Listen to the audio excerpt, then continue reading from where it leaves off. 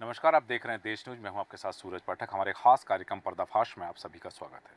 पर्दाफाश में आज हम बात करने जा रहे हैं मध्य प्रदेश के संदर्भ में सवालों के घेरे में अफसरशाही। दरअसल अधिकारियों की जिम्मेदारी होती है, पहली बात तो ये कि जो निर्देश मुख्यमंत्री द्वारा दिए जाते हैं उन्हें पूरा किया जाए, और दूसरा कि वो स्वतः संज्ञान में लेकर जो अवैधानिक कार्य हो उन पर कार्रवाई करें। लेकिन ऐसा होता नहीं है। हाल ही की बात है कि मुख्यमंत्री डॉक्टर मोहन यादव ने कहा है कि प्रदेश में कानून व्यवस्था में किसी तरह की लापरवाही बर्दाश्त नहीं की जाएगी। इसलिए जिलों में आगामी त्योहारों को देखते हुए कानून व्यवस्था का कड़ाई से पालन कराया जाना है। मुख्यमंत्री ने कहा है कि प्रदेश में इस समय जलगंगा संवर्धन अभियान चल रहा है, जिसमें सभी जलाशयों और जल स्रोतों की जानकारी सामने नहीं आ रही है। जिलों के कलेक्टर इस बात का ध्यान दें और सभी जल स्रोतों से काम कराएं। मुख्यमंत्री यादव ने सभी जिलों के कलेक्टरों, पुलिस अधीक्षकों, संभाग आयुक्तों, आईजी और सांसद व विधायकों के साथ वीडियो कॉन्फ्रेंसिंग के जरिए बैठक में कहा है कि जिलों में बाढ़ से निपटने के लिए पुख्ता इंतजाम होना चाहिए और लंबित राजस्व के जो प्रकरण है वो समय सीमा में उनका निराकरण होना चाहिए और रजिस्ट्री के साथ जल्द ही नामांतरण होना चाहिए। उन्होंने कहा है कि वर्षा शुरू होने के बाद ही पौधारोपण करें। पौधे लगाने से ज़्यादा पौधे को जीवित रखना ज़रूरी है, इसलिए जहाँ भी पौधे लगाए जाएं वह स्थान पानी के स्रोत के आसपास हो ताकि पौधों को पानी मिलता रहे। उन्होंने 21 जून को योग दिवस और 18 जून को स्कूल चलें अभियान में सभी जनप्रतिनिधि, समाज सेवी, अधिकारियों के सहयोग लेने के लिए भी कहा है। डॉक्टर यादव ने कहा है कि विभाग यह तय करें कि लोगों को सरकारी दफ्तरों के जो सरकारी कार्यालय हैं वहाँ पर अनावश्यक चक्कर ना लगाना पड़े, विकास कार्यों में अनावश्यक विलंब ना हो, हर स्तर पर त्वरित निर्णय लेकर के काम को समय सीमा में पूरा किया जाए और काम पूरी पारदर्शिता के साथ हो। 21 जून को होने वाले योग दिवस पर सभी जिला मुख्यालयों में भव्य कार्यक्रम का आयोजन भी कराया जाए और ज़्यादा से ज़्यादा नागरिकों की भागीदारी सुनिश्चित की जाए। उन्होंने हर जिले में एक एक्सीलेंस कॉलेज आरंभ करने और हर विश्वविद्यालय में स्नातक स्तर तक कृषि संकाय आरंभ करने के भी निर्देश दिए हैं। मध्य प्रदेश में सुशासन को लेकर के मुख्यमंत्री डॉक्टर मोहन यादव सख्त हैं। उन्होंने कानून व्यवस्था के मामले में अफसरों को फ्री हैंड दे रखा है, लेकिन विडंबना यह है कि मुख्यमंत्री के दिशा निर्देश के बावजूद भी अधिकारी अवैधानिक गतिविधियों के खिलाफ कार्रवाई करने से परहेज कर रहे हैं। इसका परिणाम यह हो रहा है कि मुख्यमंत्री के निर्देश के बाद भी प्रदेश में अवैध गतिविधियों पर अंकुश नहीं लग पा रहा है। दरअसल जिस मामले में मुख्यमंत्री निर्देश देते हैं उसके 2-4 दिन तक अफसरों की सक्रियता देखने के लिए मिलती है और मुख्यमंत्री के सख्त निर्देश मिलते ही लाउड स्पीकर, नरसिंह घोटाला, खुले में मांस मछली बिक्री और रेत माफिया पर ताबड़तोड़ कार्रवाई की गई और ये कार्रवाई दिखावे के लिए 2-4 दिन तक चली और फिर वही ढाक के 3 पात की स्थिति। अधिकारियों के लिए बातें आई गई हो गई और मामला फिर ठंडे बस्ते में चला गया। इससे अफसरशाही की कार्यप्रणाली सवालों के घेरे में आ गई है। बड़ा सवाल यह है कि अधिकारियों को नियम के विरुद्ध कार्य करने वालों के खिलाफ कार्रवाई करने के लिए मुख्यमंत्री के निर्देशों का इंतजार ही क्यों करना पड़ रहा है? क्या उन्हें नजर नहीं आता कि अवैध रेत का खनन हो रहा है, अवैध रेत का परिवहन हो रहा है, नियम विरुद्ध लाउड स्पीकर बजाए जा रहे हैं, खुले में मांस मछली बेची जा रही है? बहुत सारी बातें हैं। हैरानी की बात यह है कि जब जब मुख्यमंत्री निर्देश देते हैं ये अधिकारी तब तब कार्रवाई करते हैं। 25 मई को मुख्यमंत्री डॉक्टर मोहन यादव के निर्देश पर धार्मिक स्थलों पर लाउड स्पीकर के अनियंत्रित उपयोग पर प्रतिबंध को सख्ती से लागू कराएं, उन्होंने निर्देश दिए थे और मुख्यमंत्री के निर्देश पर दूसरे दिन प्रदेश भर में कार्रवाई हुई। इंदौर प्रशासन ने 258 धार्मिक स्थलों से 487 लाउड स्पीकर उतार दिए। 1-2 दिन में भी कार्रवाई ठंडी पड़ गई। एक आज निर्देश दिया मुख्यमंत्री ने, कल कार्रवाई हुई और उसके अगले दिन से कोई कार्रवाई नहीं। भोपाल में पुलिस ने धार्मिक और अन्य प्रतिष्ठानों से 96 लाउड स्पीकर हटवाए थे एक दिन में और करीब 5 महीने राज्य सरकार ने ध्वनि प्रदूषण नियंत्रण कानून का पालन करवाने के लिए धार्मिक स्थलों से लाउड स्पीकर हटाने का फैसला किया था, लेकिन इस दिशा में गंभीरता से कार्रवाई नहीं की गई। मुख्यमंत्री के निर्देश, खुले में मांस मछली के विक्रय पर एक्शन लें।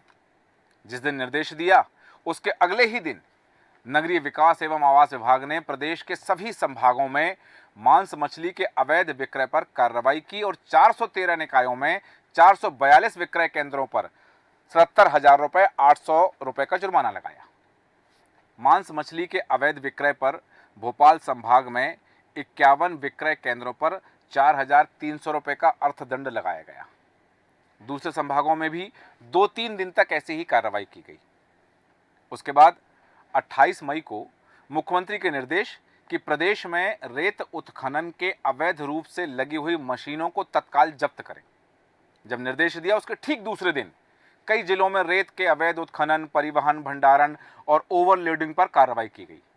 देवास, सीहोर, नर्मदापुरम, नरसिंहपुर, खरगोन, हरदा और शहडोल सहित प्रदेश के लगभग हर जिले में कार्रवाई की गई और 200 प्रकरण दर्ज किए गए और डंपर जब्त किए गए, पोकलेन जब्त किए गए, पनडुब्बी और दूसरी मशीनें जब्त की गई और 25 लाख रुपए का जुर्माना लगाया गया। ये कार्रवाई 2-3 दिन तक चली और 2-3 दिन के बाद ये कार्रवाई भी ठंडे बस्ते में चली गई। इसके बाद 25 मई को ही मुख्यमंत्री के निर्देश थे नर्सिंग घोटाले को लेकर सख्त कार्रवाई करने के लिए। इससे जुड़े अधिकारियों, कर्मचारियों पर भी कार्रवाई करें, ये निर्देश थे। मुख्यमंत्री का निर्देश हुआ और उसके ठीक बाद 66 कॉलेजों की मान्यता निरस्त कर दी गई। 1111 निरीक्षणकर्ताओं और 14 राजस्व अधिकारियों को शोकाज नोटिस जारी कर दिए गए। नर्सिंग काउंसिल के तत्कालीन अध्यक्ष और तत्कालीन रजिस्ट्रार के विरुद्ध कार्रवाई शुरू कर दी गई। हालांकि अब तक किसी अधिकारी, कर्मचारी के विरुद्ध सीधी कार्रवाई नहीं की गई है। प्रदेश में 56 सरकारी विभाग हैं।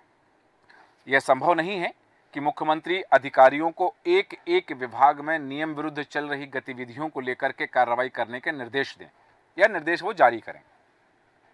यह काम अफसरशाही का है, ब्यूरोक्रेसी का है कि अधिकारी स्वतः संज्ञान लें और स्वतः संज्ञान लेना अधिकारियों का काम है, लेकिन वे ऐसा नहीं करते। किसी भी मुख्यमंत्री के लिए यह संभव नहीं है कि 56 विभाग से ज़्यादा जो विभाग हैं उनसे जुड़े हजारों मामले को लेकर वे अधिकारियों को कार्रवाई करने के संबंध में निर्देशित कर सकें। यदि मुख्यमंत्री यही सब काम करते रहेंगे तो वे प्रदेश के विकास कार्यों पर कब फोकस करेंगे। यह संबंधित विभाग के अधिकारियों का काम है कि उनके विभाग में कुछ गलत हो रहा है तो वे स्वयं सख्त एक्शन लें। अफसरशाही के रुख का जो रुख है उसे देख करके कहा जा रहा है कि अगर अफसरों को यही मंजूर है तो मुख्यमंत्री इन बिंदुओं पर भी दिशा निर्देश दें कि पूरे प्रदेश में नियम विरुद्ध बसों का संचालन हो रहा है, प्रदेश के गांव-गांव में अवैध शराब, अवैध गांजा बिक रहा है, राजस्व अमले की कार्यप्रणाली से सीमांकन के काम, बटान के नामांतरण के काम के लिए किसान परेशान हो रहे हैं, गाँव में सरकारी अस्पतालों में इलाज की व्यवस्था नहीं है, अस्पतालों में डॉक्टर नहीं मिल रहे हैं, सरकारी स्कूलों में पढ़ाई का स्तर ठीक नहीं है, गाँव में स्कूल जो है वहाँ शिक्षक नहीं पहुँच रहे हैं। क्या एक एक बिंदु पर मुख्यमंत्री का दिशा निर्देश देना ठीक रहेगा? तमाम समस्याएं हैं। अधिकारी संज्ञान नहीं ले रहे हैं। क्यों नहीं ले रहे हैं? क्या उनकी मंशा नहीं है कि प्रदेश में सब कुछ व्यवस्थित हो, या फिर वो हर मामले में मुख्यमंत्री के निर्देश का इंतजार कर रहे हैं? हम बात करेंगे। हमारे साथ बने हुए हैं वरिष्ठ पत्रकार, राजनीतिक विश्लेषक प्रकाश सक्सेना जी। प्रकाश सक्सेना जी, बहुत स्वागत है आपका देश न्यूज में। जी नमस्कार। प्रकाश जी, हम बात कर रहे हैं कि मध्य प्रदेश में अफसरशाही पर, नौकरशाही पर सवाल उठ रहे हैं। मुख्यमंत्री जिस भी काम के लिए निर्देश देते हैं, चाहे वो अवैध रेत खनन को लेकर के उन्होंने निर्देश दिए, चाहे नर्सिंग घोटाले को निर्देश दिए, या फिर उन्होंने लाउड स्पीकर के लिए निर्देश दिए, खुले में मांस मछली की बिक्री पर निर्देश दिए, तो जब उन्होंने निर्देश दिया उसके ठीक दूसरे दिन कार्रवाई हुई और 1 या 2 दिन कार्रवाई चली और फिर कार्रवाई ठंडे बस्ते में चली जाती है। तो अधिकारी एक कार्रवाई दिखावे के लिए करते हैं क्या? नहीं, ये दिखावे की कार्रवाई सरकार की तरफ से ही होती है, क्योंकि हम ये आज नई चीज नहीं है ये और मैं सिर्फ बीजेपी के कार्यकाल के लिए भी नहीं कह रहा हूँ जी। ये बिगड़ेल ब्यूरोक्रेसी मध्य प्रदेश की मध्य प्रदेश को बर्बाद कर चुकी है। इतना बजट आया है, इतना सब कुछ हुआ यहाँ पर उसका सदुपयोग नहीं हुआ है। यदि ब्यूरोक्रेसी बिगड़ेल है तो आप उसको लगाम लगा सकते हैं। आप शिवराज जी का कार्यकाल ध्यान करें, उनके डायलॉग सुनिए, फिल्मी डायलॉग होते थे कि उल्टा टांग दूंगा, खोद के गाड़ दूंगा। ब्यूरोक्रेसी हमें रंगीन फिल्में दिखाती है जी। फिर जनता के बीच में जाते हैं तो हकीकत अलग पता चलती है। लेकिन उसी ब्यूरोक्रेसी को बचाने के लिए वो नए नए नियम लाते हैं। उनके लिए अनुमतियां नहीं दी जाती उनके घोटालों की जांच के लिए। ब्यूरोक्रेसी ये क्यों कर रही है? क्योंकि कहीं ना कहीं उनके वेस्टेज इंटरेस्ट होते हैं जी। पूरा एक नेटवर्क होता है और ये सब जानते हैं। अब इतने साल में यदि हम ये बोलें कि कोई नहीं जानता तो ये हमारी अज्ञानता होगी। एक चैनलाइज्ड व्यवस्था है। इसलिए जनता को दिखाने के लिए कि हम सख्त हैं, कड़े कदम उठा रहे हैं, इस तरह के संदेश दिए जाते हैं। आप देखिए रेत खनन का आप जो माफिया की आप बात कर रहे हैं, ये कोई नई व्यवस्था है? आए दिन अखबार मीडिया इसको उठाता है। नदियां सूख चुकी हैं, पोकलेन मशीनों से बीच नदी से रेत निकाली जा रही है। एक चीज और आपको बताऊं, आपके यहाँ डिबेट में मैंने बोला भी था, जो पीएमएलए जो बना है, एक्ट बना है, आप क्या समझ रहे हैं? हमारे प्रधानमंत्री जी भी उसमें बोल चुके हैं ना कि इतनी संपत्ति जब्त कर चुके हैं। ये जो होते हैं, ये जो लेजिस्लेशन होता है, जो संविधान बनता है, उसमें सशक्त कर जनता को सशक्त करने वाले भी कुछ कानून बनते हैं, मदद करने वाले भी बनते हैं और कुछ अनेबल करने, उनके अक्षम बनाने वाले कानून होते हैं। अक्षम किसको बनाया जाता है? जो टेररिस्ट होते हैं, जो इस तरह के जो माफिया होता है, तो पीएमएलए के अंतर्गत आते हैं ये। आपने कोई पीएमएलए के अंतर्गत कार्रवाई देखी इन माफियाओं के खिलाफ? नहीं, माफिया के खिलाफ नहीं। खनन माफिया के खिलाफ कोई गिरफ्तारियां देखी? आपको पूरा नेटवर्क दिखेगा। ये पूरा ये नेताओं से लेकर अधिकारियों तक पूरा नेटवर्क है और लगातार चलता है ये माफियाओं का, खनन माफियाओं का। यहाँ आप देखेंगे आपने जो बात कही, साधारण आर्थिक अपराध है जी, आपने जो बात कही, पीएमएलए आप लगा दे रहे हैं। आपने जो बात कही उससे स्पष्ट हो रहा है कि नौकरशाही सरकार पर हावी है या फिर सरकार और नौकरशाही की सांठगांठ है? दोनों की सांठगांठ है। ऐसा हो ही नहीं सकता। यदि सरकार प्रोटेक्ट नहीं कर रही है तो उनके खिलाफ कार्रवाई होने देना, अधिकारियों के खिलाफ। छोटे कर्मचारियों को आप मार के लोकायुक्त ईओडब्ल्यू में फंसा के, क्योंकि देखिए डीलिंग तो छोटे स्तर से होती है, बड़े स्तर पे डायरेक्ट लेन देन होता नहीं है, तो ट्रेप होते हैं छोटे कर्मचारी अधिकारी, बड़ों तक वो पहुंच ही नहीं सकते कोई। तो मेरा मतलब है, अब उनको आपने उनके खिलाफ मामले रजिस्टर्ड है लोकायुक्त ईओडब्ल्यू में, आप अनुमति क्यों नहीं देते हैं? आप अनुमति दीजिए। लेकिन सरकार एक मामले में तो तृतीय जो अधिकारी हैं तृतीय वर्ग के, मैंने एक शिकायत करी और अगले दिन जो पूर्व मुख्यमंत्री जी थे उन्होंने आदेश कर दिया कि तृतीय वर्ग जो ये अधिकारी हैं, जो प्रथम श्रेणी अधिकारी, सॉरी आईएएस आईपीएस के बाद जो आते हैं प्रथम श्रेणी अधिकारी, उनके लिए भी अनुमति शासन से लेना पड़ेगी। भाई आप ये बैरियर क्यों लगा रहे हैं? यदि घोटाले की है तो उनको लोकायुक्त में जाने दीजिए। उनकी अनुमतियों की आड़ में उनको प्रोटेक्ट क्यों कर रही है सरकार? नहीं, यहाँ अनुमति तो ठीक है, यदि उन्होंने कोई भ्रष्टाचार किया है और उस भ्रष्टाचार की जांच हो रही है वो जाए, लेकिन यहाँ सबसे बड़ी बात आ रही है कार्रवाई की, क्योंकि नौकरशाही पर, अफसरशाही पर सवाल जो खड़े हो रहे हैं कि जब मुख्यमंत्री किसी भी दिशा में किसी भी कार्य के लिए निर्देश देते हैं तो 1-2 दिन कार्रवाई चलती है, उसके बाद में कार्रवाई ठंडे बस्ते में चले, जबकि मुख्यमंत्री की आवश्यकता ही नहीं होना चाहिए कि वो दिशा निर्देश दें कि आपको कार्रवाई करनी है। अधिकारियों को खुद मालूम है कि कहाँ भ्रष्टाचार है, तो वो फिर कार्रवाई क्यों नहीं करते? बिल्कुल, ये सिस्टम में एक ऑटोमेशन होना चाहिए ना, अधिकारियों में डर होना चाहिए कि यदि हम ये काम नहीं करेंगे तो हमारे खिलाफ कार्रवाई होगी। लेकिन वो अधिकारी जानते हैं कि हमारा कुछ नहीं होगा। आप बताइए ना कितनी कार्रवाई हुई ऐसे अधिकारियों के खिलाफ? लगातार हो रहा। आप मध्य प्रदेश की हालत देखिए, आप कुपोषण का मामला देख लीजिए। आप हम असंतुलित समाज बना रहे हैं। अभी विदिशा का ही आप पिछले महीने का आप उठा के देखिए, कुपोषित बच्चे मिले थे। 12 रुपए में बच्चे को पोषण आहार दिया जा रहा है। जनरल को 8 रुपए, 6 से 8 किया, तो ये बयान आता है कि 6 से 8 कर दिया, एहसान कर दिया। बाकी कितना लुट रहा है?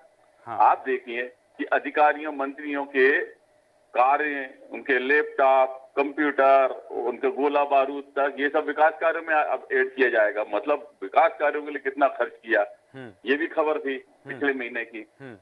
तो आप विकास दिखाने, आप आंकड़ों की तरफ भाग रहे हैं, आप इवेंट की तरफ। सरकारें अब जो है, मैं मध्य प्रदेश की नहीं कह रहा हूँ, अब ज्यादातर इवेंट के मूड में सरकारें दिखती हैं। वो प्रचार पूरा ऐसा दिखाना चाहती हैं कि वो सब सर्वश्रेष्ठ काम कर रहे हैं, पर समाज के बीच में आप जाएंगे तो भारी असंतुलन दिखेगा। एक तरफ आप 5 किलो राशन बांट रहे हैं, जो गरीब नहीं है उन तक को मिल रहा है।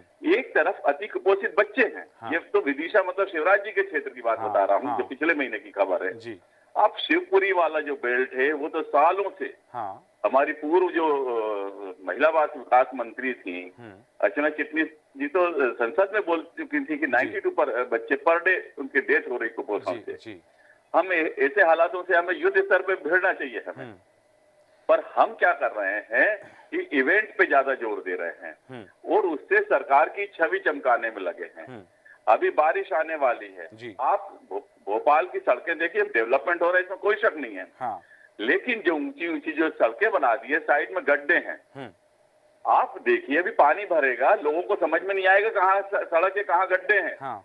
और भयानक एक्सीडेंट होंगे। ये आप हम की नजर से हम देख सकते हैं कि क्या होने वाला है। जी बिल्कुल।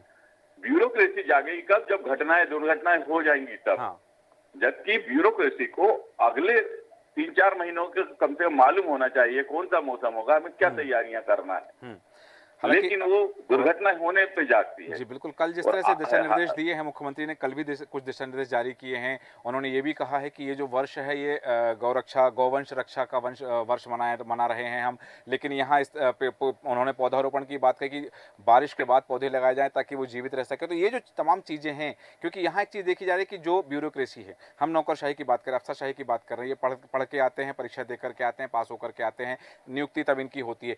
तो यदि हम ये भी देखते हैं कि राजनीति में तो कोई पैमाना है ही नहीं कि कौन कहाँ तक पढ़ा लिखा हो तब वो राजनीति में आए और किसी पद पर जाए, विधायक बने या मंत्री बने। लेकिन यहाँ ये जो ब्यूरोक्रेसी है, ये तो पढ़े लिखे, इनके पास तो विवेक है, स्वविवेक है, उसके बावजूद सरकार का इंतजार क्यों करना कार्रवाई के लिए? सबसे बड़ा सवाल ये आ रहा है यहाँ पर सक्सेना जी।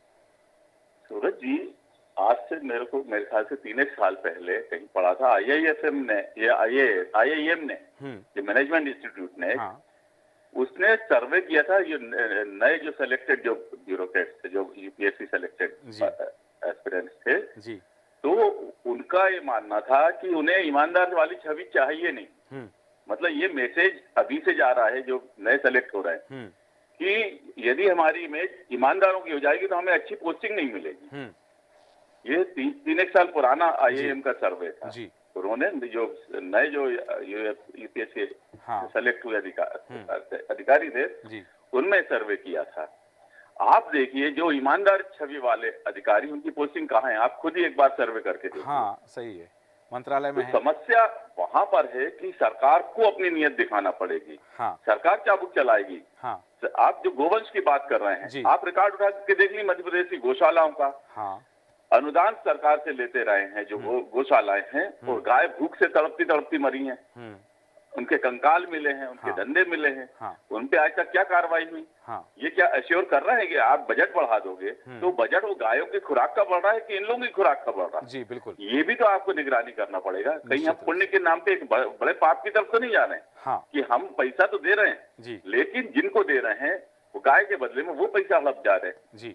तो निगरानी तंत्र यदि अच्छा नहीं होगा तो निगरानी कौन करेगा? यही ब्यूरोक्रेसी। आप जनता के ऊपर निगरानी नहीं छोड़ रहे हैं। समस्या ये जहां जहां संवैधानिक व्यवस्थाएं हुई हैं कि जनता निगरानी करे, जैसे सूचना का अधिकार, उसको कमजोर करने का प्रयास। अभी पूरा खाली पड़ा हुआ सूचना आयोग। सूचना का अधिकार है, उसका कुछ लोग दुरुपयोग करते भी होंगे, पर दुरुपयोग तो पद का भी हो रहा है। तो पद तो समाप्त नहीं कर देते हम अधिकारियों के। तो मेरा मतलब है कि जो पारदर्शिता के जो रास्ते हैं उन पे अंकुश लगा देती है सरकार।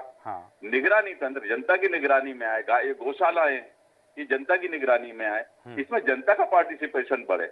आप देखें गायत्री मंदिर की आप गौशालाएं देखें, वहां लोग श्रद्धा के साथ गाय के पूले खिलाते हैं गाय को। गाय है ना, तो वहां जनता का पार्टिसिपेंट जरूर थोड़ी कि हर जगह सरकार का पैसा लगे। जी बिल्कुल। मुख्य चीज है कि जब मवेशी भूखे रहते हैं, किसान जो दुग्ध पालक लोग होते हैं वो सड़कों पर छोड़ देते हैं। हमें वही तो व्यवस्था करना ना। तो हम जनता को शामिल करने वाले मॉडल भी बना सकते हैं। बिल्कुल। हम अनुदान वाले मॉडल और ऐसी जगहों पर जहाँ कोई निगरानी नहीं होती और गाय भूख से मर रही है, तो इस तरह की व्यवस्था है। सरकार को अच्छे से प्लानिंग हो नहीं सकती, इतने योग्य अधिकारी हैं। और अब धार्मिक मुद्दों पे चलने वाली सरकारें हैं। और मेरा मानना है कि मोहन यादव जी खुद बहुत धार्मिक प्रवृत्ति के व्यक्ति हैं। वो खुद गौ सेवाएं करते हैं, धार्मिक नगरी से तो मेरा मतलब ये है कि उसको वो जमीन पे भी उतारें। बिल्कुल। उस सेवा भाव को जो गाय के प्रति है और उसमें जनता को भी शामिल कर। बिल्कुल। एक बात अंत में आपकी प्रतिक्रिया चाहता हूँ कि सरकार और ब्यूरोक्रेसी का समन्वय, क्योंकि जैसा कि हमारा विषय ही है कि ब्यूरोक्रेसी, नौकरशाही अधिकारी जो हैं वो कार्रवाई के लिए मुख्यमंत्री के निर्देश का इंतजार करते हैं। मुख्यमंत्री निर्देश देते हैं तो 1-2 दिन कार्रवाई हो जाती है। ऐसे में प्रदेश के विकास की दिशा कहाँ जा सकती है? तो विकास के लिए देखिए, जो विकास के लिए जनता पे टैक्सेस भयानक है, पैसा तो खूब आ रहा है सरकार से, विकास हो इसलिए रहा, सड़कें बन इसलिए रही, पर क्या वो तरीके से बन रही हैं? क्या उस पर निगरानी हो रही है? एक एक्शन टेकन कमेटी होना चाहिए जो तुरंत, यदि कोई शिकायत आती है तो तुरंत उस पर कार्रवाई हो, और जनता को इसमें शामिल करना पड़ेगा निगरानी पे। आप सिर्फ नेता, मंत्री और अधिकारियों पे विकास छोड़ देंगे तो बेतरतीब ही होगा, वो उसके बजट के हिसाब से होगा। बजट के जैसे ही बजट आता है सक्रिय हो जाते हैं जी। बजट नहीं तो खाली बैठे। क्या बिना बजट की व्यवस्थाएं नहीं होती, प्लानिंग नहीं होती क्या? तो मेरा मतलब ये है कि बजट आधारित विकास ना हो, इसमें जन भागीदारी हो, जनता की निगरानी हो। मुख्यमंत्री जी को चाहिए ऐसा कुछ प्रपोज बनाए, जनता यदि शिकायत करती है तो वो अपनी निगरानी में ले और तुरंत एक्शन करें अधिकारियों पे, तो कार्रवाइयां होंगी और विकास, एक सुचारू विकास होगा हमारे प्रदेश का। सही कहा आपने कि यदि ये व्यवस्थाएं होती हैं, जनता का सीधा जुड़ाव होता है और जनता शिकायत करती, चाहे वो अधिकारी की करे या सरकार से जुड़े हुए लोगों की करे, तो उस पर कार्रवाई होगी, तो लोग डर के काम करेंगे। बहुत बहुत धन्यवाद प्रकाश सक्सेना जी आपका हमारे साथ जुड़ने के लिए। राजनीतिक विश्लेषक, वरिष्ठ पत्रकार, जिन्होंने बताया कि जनता की भागीदारी होना चाहिए। लेकिन यहाँ बड़ी बात यह है कि ये विडंबना है कि मुख्यमंत्री के दिशा निर्देश के बावजूद अधिकारी अवैधानिक गतिविधियों के खिलाफ कार्रवाई करने से परहेज करते हैं, और इसका परिणाम यह हो रहा है कि मुख्यमंत्री के निर्देश के बाद भी प्रदेश में अवैध गतिविधियों पर अंकुश नहीं लग पा रहा है। हमने देखा है कि जिस मामले में मुख्यमंत्री दिशा निर्देश देते हैं, उस मामले में चाहे लाउड स्पीकर का मामला हो या खुले में मांस बिक्री का हो, मछली बिक्री का हो, या फिर रेत के अवैध परिवहन का मामला हो, जो हमने देखा है कि जिस मामले में मुख्यमंत्री दिशा निर्देश देते हैं उस मामले में कुछ दिन सक्रियता देखने के लिए मिलती है और उसके बाद में वो मामला ठंडे बस्ते में चला जाता है, ताबड़तोड़ कार्रवाई की जाती है। अब सवाल ये है कि ये कार्रवाई क्या दिखावे के लिए की जाती है कि मुख्यमंत्री ने दिशा निर्देश दिए हैं, सख्त निर्देश दिए हैं, तो हमें कार्रवाई करना है और मुख्यमंत्री को बताना है कि हमने आपके निर्देश का पालन किया। लेकिन क्या वो अवैध कार्रवाई जो चल रही है वो 2 दिन की कार्रवाई से खत्म हो जाएगी? यदि रेत का अवैध परिवहन चल रहा है और 2 दिन कार्रवाई कर ली, तो क्या तीसरे दिन से वो अवैध परिवहन रुक जाएगा? ये 1 दिन पहले शुरू हुई कहानी नहीं थी। ये लाउड स्पीकर 1 दिन पहले नहीं लगे हैं मुख्यमंत्री के दिशा निर्देश देने से। उसकी कार्रवाई निरंतर हो तो इन पर अंकुश लग सके। खुले में मांस मछली का विक्रय आज से नहीं है कि मुख्यमंत्री ने निर्देश दिए हैं तो कल से शुरू हुआ और आज खत्म कर दिया। ये पहले से चला आ रहा है। केवल दिखावे की कार्रवाई ना हो, वास्तविक कार्रवाई हो, मुख्यमंत्री को दिखाने के लिए ना हो, जनता के दिखाने के लिए हो कि जनता के जो जुड़े हुए मुद्दे हैं, राजस्व, यदि रेत परिवहन का मामला है, अवैध परिवहन का मामला है रेत का, और उससे राजस्व को हानि हो रही, तो प्रदेश के विकास पर कहीं ना कहीं अंकुश लगेगा। लेकिन यदि वो राजस्व पूरा सरकारी खजाने में आएगा तो प्रदेश का विकास गति पकड़ेगा। ये कार्रवाई यदि उसके लिए हो तो वास्तव में प्रदेश के विकास को दिशा मिलेगी और एक समन्वय नौकरशाही, ब्यूरोक्रेसी और सरकार के बीच बनेगा, जिससे प्रदेश की जनता को लाभ होगा। हमारे आज के खास कार्यक्रम में इतना ही। बने रहें देश न्यूज के साथ। नमस्कार।